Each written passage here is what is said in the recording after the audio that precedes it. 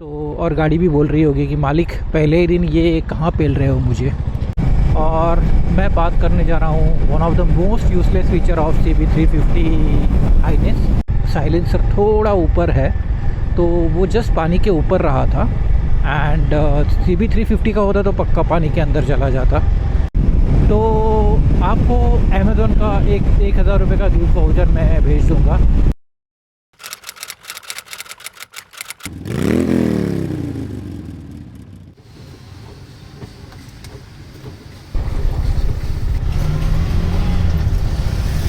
Okay, I know आप क्या सोच रहे होंगे कि ये बंदा CB355 का फर्स्ट इम्प्रेशन रिव्यू बताने के बजाय ये ऑटो वाले के फुटेज क्यों दिखा रहा है। तो let me confess, this is not really a first impression, this is the second first impression. Let me explain what I mean by that.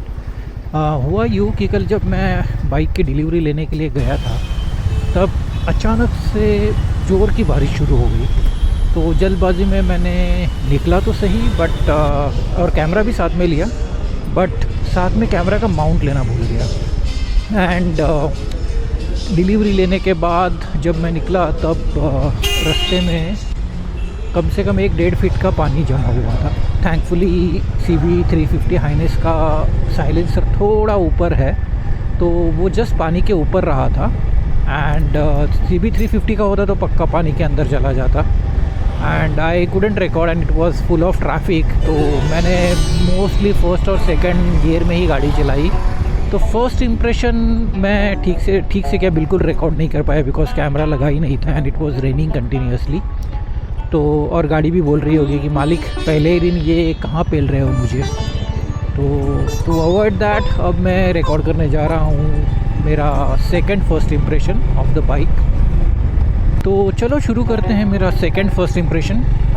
तो सेकंड फर्स्ट इम्प्रेशन में इमीडिएटली गाड़ी चलाते ही मैंने 2 चीज़ें नोटिस की थी। हालांकि वो चीज़ मैंने ट्रायल लेते वक्त भी नोटिस की थी, but anyway that was my first impression. तो I will start with a positive thing क्योंकि शुरुआत हमेशा पॉजिटिव चीज़ों से करनी चाहिए। तो सबसे पहला पॉजिटिव चेंज मुझे वो ये लगा कि इसके मिरर्स बिल्कुल वाइब्रेट नहीं होते। मेरा कंपैरिजन रहेगा मेरे 13 साल पुरानी रॉयल एनफील्ड इलेक्ट्रा 350 से। उसके मिरर्स इतने वाइब्रेट होते थे कि पीछे की गाड़ी का सिर्फ कलर दिखता था, गाड़ी का मेक एंड मॉडल पता ही नहीं चलता था। बट इसमें ठीक से देखो तो गाड़ी का मेक एंड मॉडल तो पता चलेगा ही, बट ठीक से देखो तो शायद गाड़ी का नंबर भी आप देख पाओगे। इतने स्टेडी है ये mirrors even at the high speed and low speed. तो ये बहुत अच्छी चीज़ लगी मुझे एंड मैं इसको देना चाहूँगा thumbs up. Mirror vibration, zero mirror vibration even at high speed gets thumbs up from me. Only slight problem जो काफ़ी सारे लोगों ने फेस किया है वो है इस मिरर की लेंथ। तो अबाउट 1/3 मिरर में आपके शोल्डर्स दिखते रहते हैं। हालांकि आप थोड़ा सा उसको एडजस्ट करो तो वो चीज़ भी निकल जाती है एंड ओवरऑल मिरर की विजिबिलिटी काफ़ी अच्छी है। तो mirror gets thumbs up from me. And दूसरी चीज़ मेंशन करना चाहूँगा जो इतनी अच्छी नहीं है वो है उसकी हॉर्न और इंडिकेटर की प्लेसमेंट। ये इंडियन मार्केट के हिसाब से थोड़ी ऊपर नीचे की हुई है। तो जब आप इंडिकेटर दबाने जाते हो तो हॉर्न बजता है और हॉर्न बजाने जाते हो तो इंडिकेटर चेंज हो जाता है। तो मुझे पता नहीं ये होंडा ने ऐसा क्यों किया, या फिर होंडा के इंटरनेशनल मार्केट में ऐसा ही होता है क्या, मुझे ठीक से याद नहीं। क्योंकि मैंने जब यूएस में होंडा VTX 1300 चलाया था उसका मुझे अभी ठीक से याद नहीं आ रहा है कि इसी तरह से था क्या। But in either case in India ऐसा नहीं होता। मेरे मेजॉरिटी ऑफ द बाइक्स का पोजीशन हॉर्न और इंडिकेटर का ऊपर नीचे होता है इंडिया में। एंड ऊपर से ये हॉर्न का पोजीशन इस तरह से है कि आप हॉर्न ईजीली बजा ना पाओ। I don't know what Honda was thinking, पर दे वांट कि इंडियन पीपल ज़्यादा से ज़्यादा हॉन्क ना बजाए। But in India if you don't honk you might meet with an accident. क्योंकि लोग एक्सपेक्ट करते हैं कि आप हॉर्न मारोगे तब वो जाके बाजू हो जाएंगे। स्पेशली बाइकर्स, साइकिलिस्ट जो रोड के साइड से चलते हैं यदि उनको हॉर्न ना मिले तो चांसेस हैं कि वो आपके लेन में आके आपसे टकरा जाए, आपका एक्सीडेंट हो जाए। तो पता नहीं, मुझे इसके पीछे का लॉजिक बिल्कुल समझ में नहीं आया। आप में से किसी को पता है तो प्लीज़ कमेंट करके बताइए कि ये लॉजिक है, इसलिए होंडा ने हॉर्न और इंडिकेटर की पोजीशन बदली है। तो मेरे तरफ से इस पर्टिकुलर स्विचिंग पोजीशंस को मिलते हैं thumbs down. Sorry, I did not like this particular feature. Wow, सुबह सुबह इतना ज़्यादा ट्रैफिक। मैंने सोचा था कि the ride will be smooth, but ये पुणे है भाई, कहीं से भी कभी भी ट्रैफिक आ सकता है। ओके, आगे बढ़ने से पहले मैं एक कॉन्टेस्ट अनाउंस करना चाहता हूँ। मैं अपने बाइक को एक निकनेम देना चाहता हूँ। तो आपको करना क्या है कि आप कमेंट बॉक्स में आपके दिमाग में जो निकनेम आते हैं बाइक के लिए वो दे दीजिए। यदि मैंने आपका दिया हुआ निकनेम सिलेक्ट किया तो आपको मिलेगा 1000 रुपये का अमेज़ॉन गिफ्ट वाउचर, जिससे आप जो चाहे 1000 रुपये तक खरीद सकते हो। बस आपको करना ये है कि इस चैनल को लाइक करना है एंड कमेंट करके ये बताना है कि इस बाइक को मैं क्या निकनेम।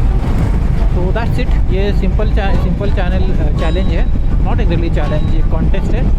आप कमेंट करके मुझे बताओ निकनेम और मैं आपको दूंगा 1000 रुपये का गिफ्ट वाउचर।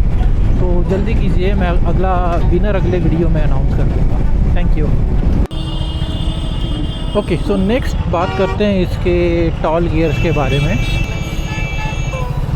काफ़ी सारे लोग इसके बारे में बात करते हैं कि इसके गियर्स टॉल है तो काफ़ी फ्रीक्वेंटली गियर शिफ्ट करने पड़ते हैं।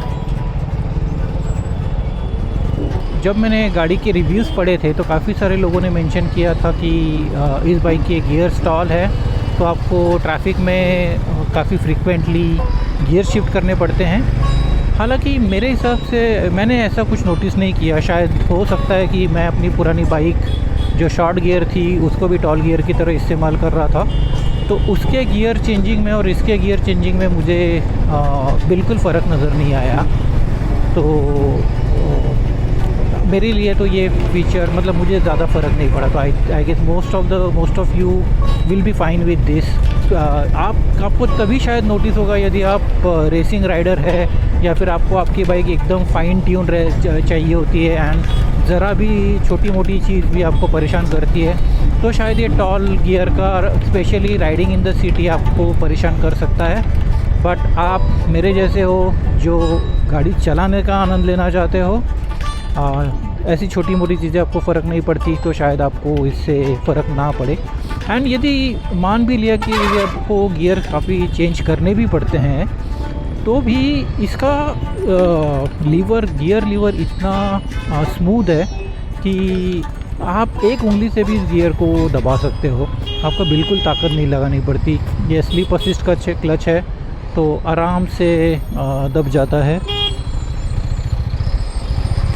तो मेरे ख्याल से ये पॉइंट इतना मायने नहीं रखता कि कितनी बार आपको गियर चेंज करना पड़ता है।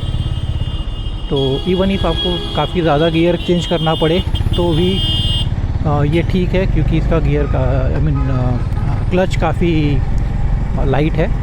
तो इस पर्टिकुलर चीज़ में भी मेरे तरफ से गियर शिफ्टिंग को थम्स अप मिलता है। हालांकि मैंने नोटिस किया था कि इसका लो स्पीड टॉर्क थोड़ा कम है, specially in the third gear. First second gear are fine, तो अदरवाइज़ हाई स्पीड पे टॉर्क की कोई प्रॉब्लम नहीं है। हाई स्पीड पे आप गियर घुमाते हो, गाड़ी आगे बढ़ती है, इनफैक्ट लो गियर में भी बढ़ती है। बट शायद मैं आरी से माइग्रेट कर चुका हूँ, तो आरी में क्या होता था कि जब आप एक्सीलरेटर घुमाते हो तो गाड़ी के आगे बढ़ने के साथ साथ गाड़ी के इंजन का आवाज़ भी काफ़ी एक रिस्पॉन्स देता था, जो कि हालांकि ये नहीं देता। मतलब इसका आवाज़ काफ़ी स्मूथ है, काफ़ी सूदिंग आवाज़ है, इट इज़ नॉट लाउड। तो लो स्पीड टॉर्क के लिए, बट फिर भी टॉर्क कम है, तो लो स्पीड टॉर्क के लिए मेरे तरफ से होंडा CB350 हाइनेस को थम्स डाउन मिलता है। हालांकि आप एक्सीलेटर दोगे तो आपको रिस्पांस में कोई कमी नज़र नहीं आएगी, गाड़ी आगे बढ़ेगी। तो ये कोई बड़ा प्रॉब्लम नहीं है सच, but still in third gear के लिए मैं उसको थम्स डाउन देना चाहूँगा। एंड अब बात करते हैं इसके सिटिंग पोजीशन की। तो सिटिंग पोजीशन काफ़ी कंफर्टेबल है। मेरी हाइट अबाउट 5'10" है एंड मेरे हाथ काफ़ी स्ट्रेट रहते हैं। मेरे लेग्स मेरे स्पाइन के प्रीटी मच स्ट्रेट लाइन में आता है। तो ये अच्छी राइडिंग पोजीशन मैं मानता हूँ, एटलीस्ट मेरे हिसाब से, कि जिससे मुझे लॉन्ग राइड के लिए बैक पेन का सामना ना करना पड़े। सो ये राइडिंग पोजीशन काफ़ी अच्छी है। And if I have to compare this with Royal Enfield Meteor, तो मीटियोर की पोजीशन थोड़ी आपके पैर थोड़े आगे रहते हैं, आप as if you are driving a car, उस पोजीशन में आप उस पर बैठते हो। तो वो पोजीशन मुझे ख़ास अच्छी नहीं लगी। हालांकि कंफर्टेबल वो भी है, बट उस पोजीशन का प्रॉब्लम ये है कि आपके फुट पेग्स है जो थोड़े आगे जाने की वजह से आपके बाइक का सेंटर ऑफ ग्रेविटी थोड़ा सा आगे शिफ्ट हो जाता है towards the engine side. And उसके चलते आप मीटियोर पे आसानी से सैडलिंग नहीं कर सकते। सैडलिंग यानी आप बाइक पे खड़े होके बाइक नहीं चला सकते।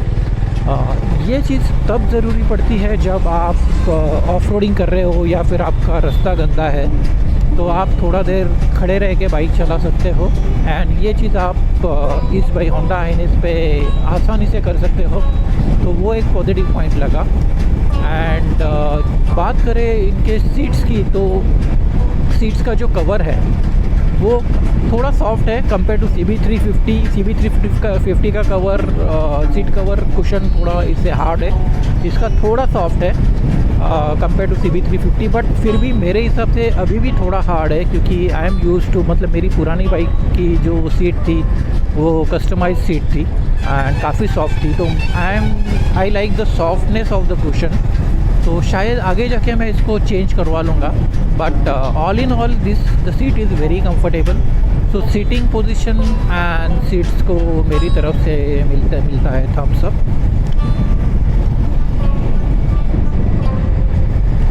अब बात करते हैं इसके ब्रेकिंग की। तो ब्रेक्स आई वुड से अच्छे हैं, इसके ओवरऑल ब्रेक्स अच्छे हैं, ना कम है ना ज़्यादा है। इस 350 के हिसाब से थोड़े और स्ट्रॉन्ग होते तो चल जाता, but it is not a deal breaker. गाड़ी आप जब चाहो तब रोक सकते हो अपने हिसाब से। हालांकि अभी मैं रनिंग इन पीरियड में हूँ, तो मैंने अभी तक फुल थ्रॉटल टेस्ट नहीं किया है। तो अभी तक जो मेरा ब्रेकिंग का एक्सपीरियंस है दैट इज़ लिमिटेड टू 80-90। तो 80-90 पे जब मैं ब्रेक करता हूँ तो गाड़ी जहाँ पे मैं चाहूँ वहाँ उससे पहले ही गाड़ी रुक जाती है। तो ब्रेकिंग को आई विल गिव थम्स अप। अब मैं बात करूँगा इसके माइलेज की। हालांकि मेरा फुल टैंक पेट्रोल ख़त्म नहीं हुआ है, और कल का जो ट्रैफिक था वो I was riding pretty much in the first and second gear.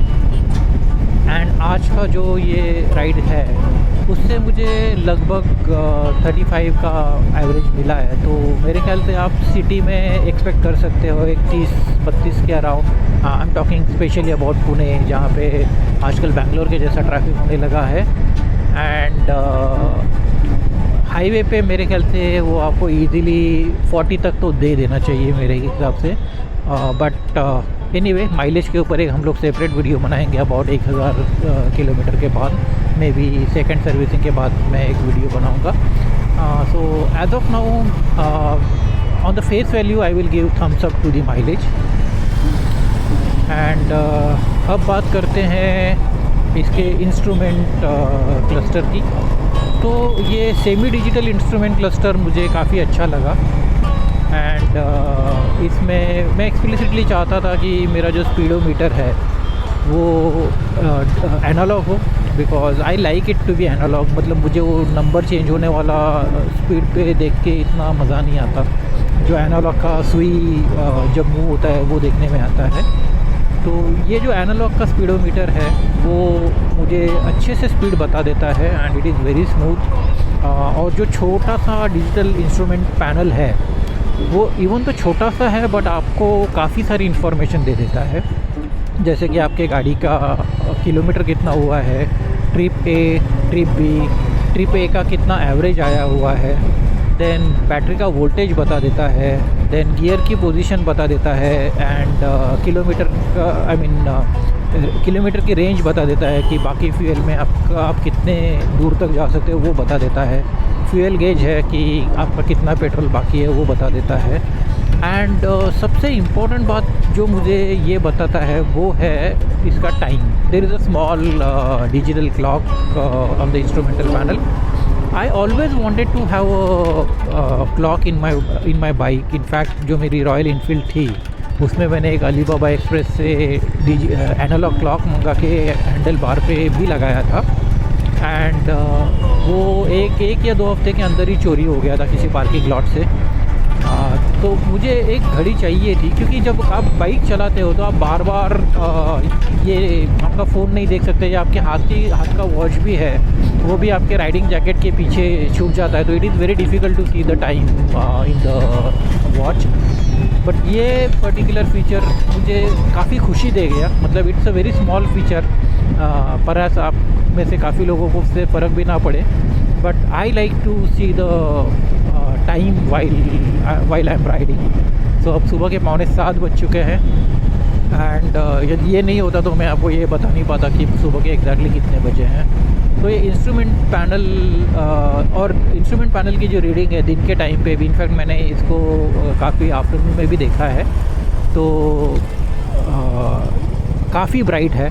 आप चाहे तो उसका ब्राइटनेस कम ज़्यादा भी कर सकते हो, but it is very much readable. तो instrumental panel gets thumbs up from मी।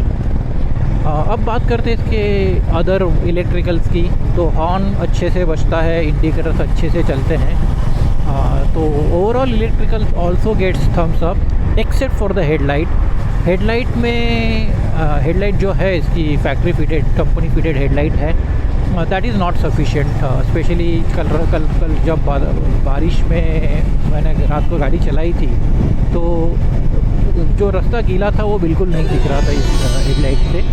हालांकि बाद में मैंने इसको ये भी लगवाया है ऑक्सिलरी लाइट, तो आई विल रिकमेंड कि आप अच्छी एक ऑक्सिलरी लाइट भी लगवा लें। इसके हेडलाइट के भरोसे ना रहें।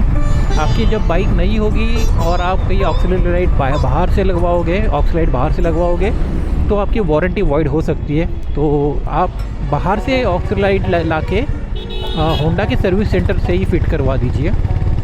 बट रिमेंबर कि आपको वैसा करने के लिए ऑक्स लाइट के साथ एक वायर हार्नेस भी लगेगा जो आपके डायरेक्ट बैटरी से आपकी लाइट को पावर करेगा, क्योंकि होंडा के सर्विस सेंटर वाले लोग they will not cut any wires to keep the warranty. या तो फिर आप होंडा से ही लगवा दो। आई थिंक पुणे में वो लोग मोटो एक्स का लगवाते हैं lights, which is a fairly decent. कल रात को मैंने उसको चेक किया था एंड वो अच्छे से चलती है। बट सिर्फ हेडलाइट के भरोसे आप मत रहो, आप ऑक्सिलरी लाइट लगवा ही लो।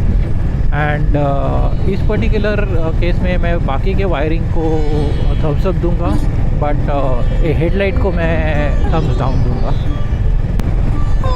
अब बात करते हैं बाइक के वॉल्यूम की, और अदर साउंड की, नॉट एग्जैक्टली वॉल्यूम, साउंड की। तो आपको यदि थंब पसंद है तो ये बाइक आपके लिए नहीं है। मैंने थंब वाली बाइक ऑलमोस्ट 13 साल चलाई है, एंड उसके बाद ये बाइक का जो साउंड है that feels like music to my ear. So I am not a big thumb guy. हालांकि बुलेट के साथ वो आया ही था तो चल गया, but I prefer this sound more. और ये जो है उसका जो फायरिंग है वो काफ़ी एक लय में होने वाला फायरिंग है, and it is not too loud but you can still feel it.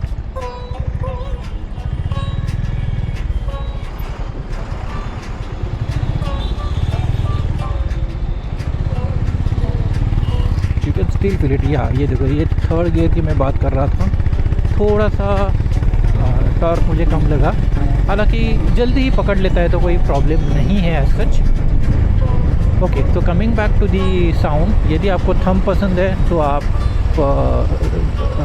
ये बाइक को मत जाइए, या फिर आप बाद में आफ्टर मार्केट इसके भी एग्जॉस्ट मिलते हैं वो लगवा लीजिए। सो साउंड के लिए मैं ना ही थम्स अप दूंगा ना ही थम्स डाउन दूंगा, but personally I will give thumbs up because I like it this way. तो मेरे लिए ये अच्छी बात है। ओके, अब बात करते हैं सबसे इम्पोर्टेंट, सबसे आई वुड से यूज़लेस फीचर की, वो है उसका नेविगेशन। इसका नेविगेशन सिस्टम इस तरह से डिज़ाइन किया है कि आप पहले उनका एक ऐप डाउनलोड करोगे, उस ऐप के थ्रू आप अपनी मोटरसाइकिल अपने फ़ोन के ब्लूटूथ से कनेक्ट करोगे, फिर आप अपना फ़ोन अपने ब्लूटूथ हेडसेट के साथ कनेक्ट करोगे, फिर ये जो ऐप है वो नेविगेशन जो आपने फ़ोन पे सेट किया है, आपको जहाँ जाना है उसके डायरेक्शंस आपके ब्लूटूथ हेडसेट में प्ले करेगा वाया आपका फ़ोन। अब मुझे ये समझ में नहीं आ रहा है कि ये उल्टी गंगा मैं क्यों बहाऊं। मतलब यदि मुझे ब्लूटूथ हेडसेट को ही कनेक्ट करके डायरेक्शन सुनने हैं तो क्यों ना मैं अपने फ़ोन को ही डायरेक्टली ब्लूटूथ को कनेक्ट करके डायरेक्शन सुनूं। मैं इस व्हीकल को कनेक्ट करके डायरेक्शन क्यों सुनूं। ऊपर से मैंने और एक चीज़ नोटिस की है कि जब ये ब्लूटूथ कनेक्ट होता है तो आपका जो बटन होते हैं वो ठीक से काम नहीं करते, ठीक से बिल्कुल काम नहीं करते। मतलब आप ट्रिप ए बी एट्सेट्रा वो यदि करना है तो while it is connected to the Bluetooth you can't do it. I don't really know कि मैं कुछ सही कर रहा हूँ गलत कर रहा हूँ, बट ये मेरा फर्स्ट इंप्रेशन है and I am not very impressed with the navigation system. I give a big double thumbs down for the navigation system. तो overall I would say considering all this points, मेरा first impression कहता है कि मैं इस bike को अभी भी थम्स अप दूँ। तो मेरा फर्स्ट इंप्रेशन का आउटकम थम्स अप है। मैं चाहता हूँ कि इस बाइक का और एक रिव्यू करूँ, एक लॉन्ग टर्म रिव्यू में भी 1-2-3 हज़ार किलोमीटर के बाद, तब तक मुझे पूरा बाइक का प्लस एंड माइनस पता चल ही जाएगा। And as of now I am happy, the bike is good. यदि आप लेने की सोच रहे हो और आपके सिटी में इसके सर्विस सेंटर्स हैं तो आप आँख बंद करके इसको ले सकते हो। It's a Honda brand, it's very reliable. आपके बाइक में कोई प्रॉब्लम एज सच नहीं आएगी। तो यदि आप लेने का सोच रहे हो तो प्लीज़ गो अहेड।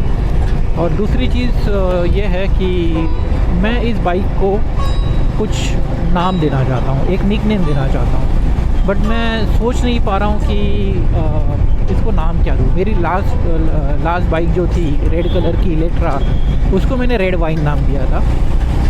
इसका कलर है pearl grey and I am not able to come up with any name for this. तो आप मुझे कमेंट में कुछ नाम सजेस्ट करो। यदि मैं आपका नाम सिलेक्ट करता हूँ तो आपको अमेज़ॉन का 1,000 रुपये का गिफ्ट वाउचर मैं भेज दूँगा। और अगले वीडियो में आपका जिस बंदे ने भी नाम सिलेक्ट किया है वो यदि मैंने सिलेक्ट किया तो उसका नाम भी अनाउंस करूँगा। और आपके दिमाग में कोई भी क्वेश्चंस है तो फील फ्री टू आस्क। मैं अपनी तरफ से पूरी कोशिश करूँगा उनको आंसर करने की। And I will try my best to reply to each and every comment with a question. तो ठीक है, I think that's the review of this particular bike. मिलते हैं अगले राइड में, अगले वीडियो में। मेरा प्लान ये है कि CB350 की पूरी जर्नी मैं आपके साथ शेयर करूं।